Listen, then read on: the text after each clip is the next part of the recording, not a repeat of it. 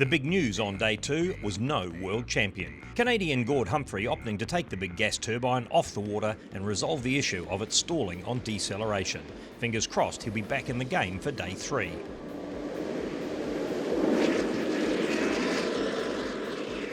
NZ1 Roger Preston, at home on his home rivers, relished the Mataura River. A replacement for the Waiau, dropped due to high levels, was an equal second, and he set the pace upstream. Andrew Scott had his own plans in place in his gas turbine and quickly left his mark. Although times at the end of the day would reveal him 1 second slower than Preston on the upstream leg, those times are rounded for position. For the record, he was only 1/100th of a second slower. While Preston had suffered an issue en route, he was gracious about his opponent's abilities. I'd imagine that he could turn a wee bit better than me in that top section. Shorter boat and the quick thrust do like that sort of water. We took it reasonably easy. We had one flame out on the way upstream where we stopped and had to restart it, which wouldn't have helped that time.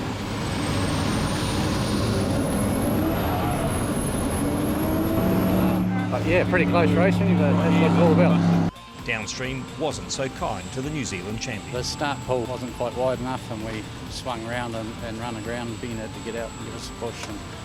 And we eventually got going before Justin, but then when we had another flame out on the way down and 2 boats, Justin and Tom, went past us.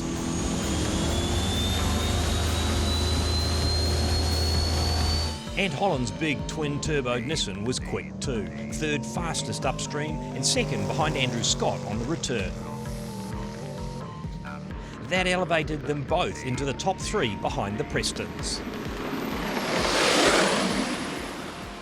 It's not often a piston boat relegates Justin Hill to 2nd, but Holland did that in the opening legs.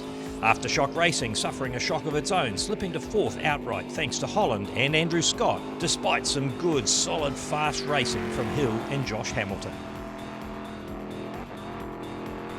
Adam Wilton continued his charge in CX, quickest in every leg by 30 seconds over Craig Plunkett in 71 and Robert White in 666, who were fighting for 2nd in class.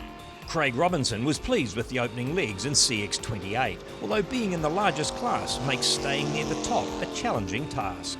Yes, it wasn't too bad though, at least it's warm, no wind, so it was probably slightly easier in some respects than yesterday overall.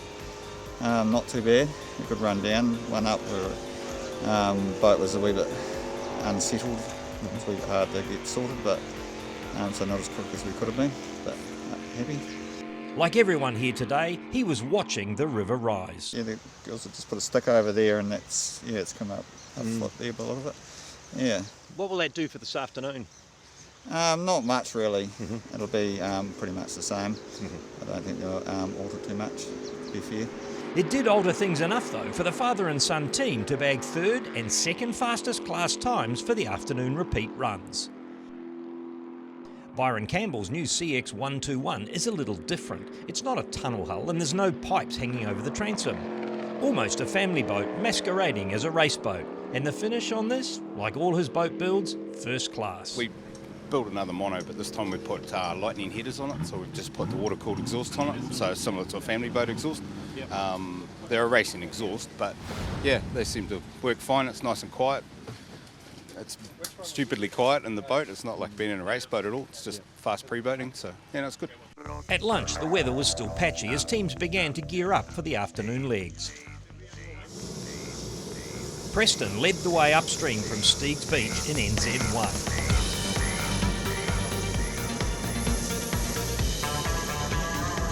Andrew Scott, now secure in 2nd outright, was next away.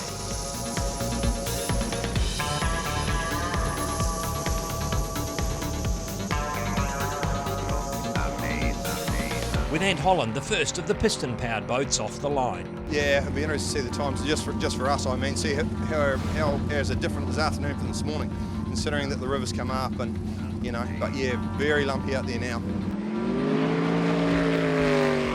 It was interesting too. In spite of the changing river conditions and all the other variables while river racing, his times were just 2 to 3 seconds longer than his morning legs over a time of nearly 18 minutes. Of more interest was Holland pushing Justin Hill back into fourth by just 1 second after 2 hours and 9 minutes of accumulated racing. Closer inspection revealed that for the second time today the difference was actually only hundredths of a second. It was good fun. Yeah. River's come up quite a bit in the afternoon, so it doesn't really suit us too much, unfortunately, but everything's going all right, so fingers crossed, eh? Andrew Scott was well pleased with his efforts for the day.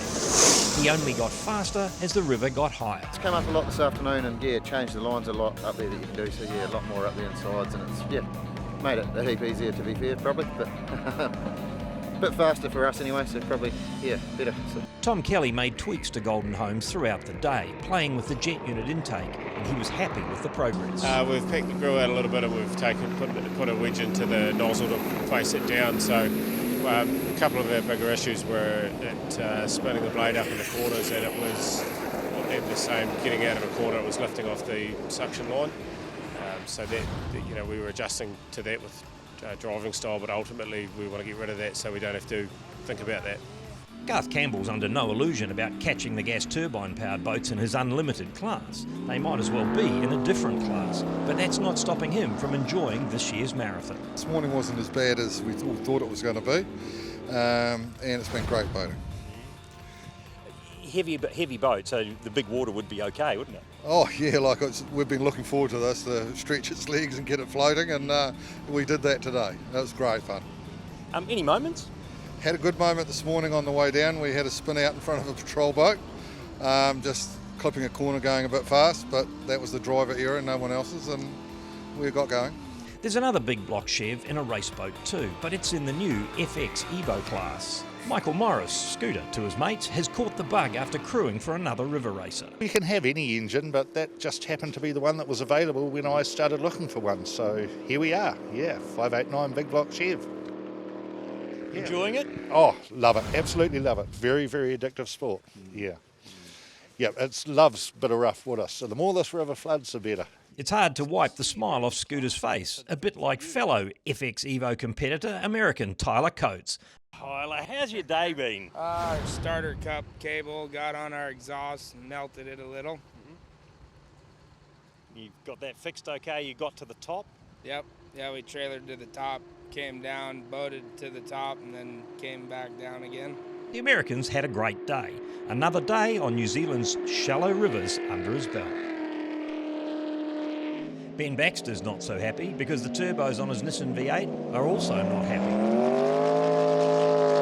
His 900 horsepower is nearly becoming 600. We're slowly losing power throughout the day. The exhaust housings are starting to bend and are wearing the wheels down. So we're losing boost every leg. Down probably down 300 horsepower now than where we should be. So. Riley and Scott Smith had a pretty good day in CX 166 right up until the final downstream run. This morning was real good, but we mucked up the start big time. We would have made a few people laugh on the bank, I'd say. So just turning into the top of the start box, we ended up in the trees and bent our wing up and must have got sunk in the blade in the grill.